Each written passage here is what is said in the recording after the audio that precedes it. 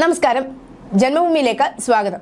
സംവിധായകൻ ജോഷിയുടെ വീട്ടിൽ നിന്നും 1,20,00,000 രൂപയുടെ ആഭരണങ്ങൾ മോഷ്ടിച്ച ബീഹാർ സ്വദേശി മുഹമ്മദ് ഇർഷാദിനെ ഒരു മീശമാധവനോ കായംകുളം കൊച്ചുണ്ണിയോ ആക്കാനുള്ള ശ്രമം.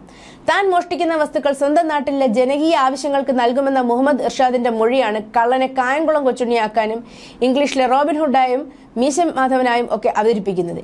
ഇപ്പോഴേ ചില മാധ്യമങ്ങൾ ഈ പ്രചാരണം ഏറ്റെടുത്തു കഴിഞ്ഞു. സമൂഹ മാധ്യമങ്ങളിലും മുഹമ്മദ് ഇർഷാദിനുള്ള വാഴ്ത്തുപാട്ടുകൾ തുടങ്ങിക്കഴിഞ്ഞു. ബീഹാറിലെ സീതാമഢി ജില്ലാ പഞ്ചായത്ത് പ്രസിഡന്റ് ഗുൽഷനാണ് മുഹമ്മദ് ഇർഷാദിന്റെ ഭാര്യ. തിരുവനന്തപുരത്തുള്ള ഒരു ജ്വല്ലറി ഉടമയുടെ വീട്ടിൽ മോഷണം നടത്തിയതും മുഹമ്മദ് ഇർഷാദാണ്. 6ഓളം സംസ്ഥാനങ്ങളിൽ 19ഓളം കേസുകളിൽ പ്രതിയാണെന്ന് Kochi city police commissioner S Shyam Sundar പറയുന്നു.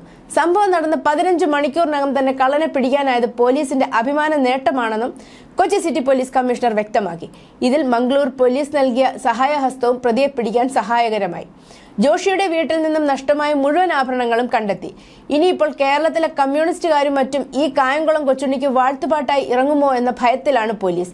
ഈ മാസം 20-ന് കേരളത്തിലെത്തിയ ഇയാൾ സമ്പന്നർ താമസിക്കുന്ന പ്രദേശം ഗൂഗിളിൽ തിരഞ്ഞിരുന്നു. പണക്കാരിൽ നിന്നും പിടിച്ചുപറിച്ച് പാവങ്ങൾക്ക് കൊടുക്കുന്ന കള്ളനാണ് താൻ എന്നാണ് മുഹമ്മദ് ഇർഷാദ് പോലീസിന് നൽകിയ മൊഴി.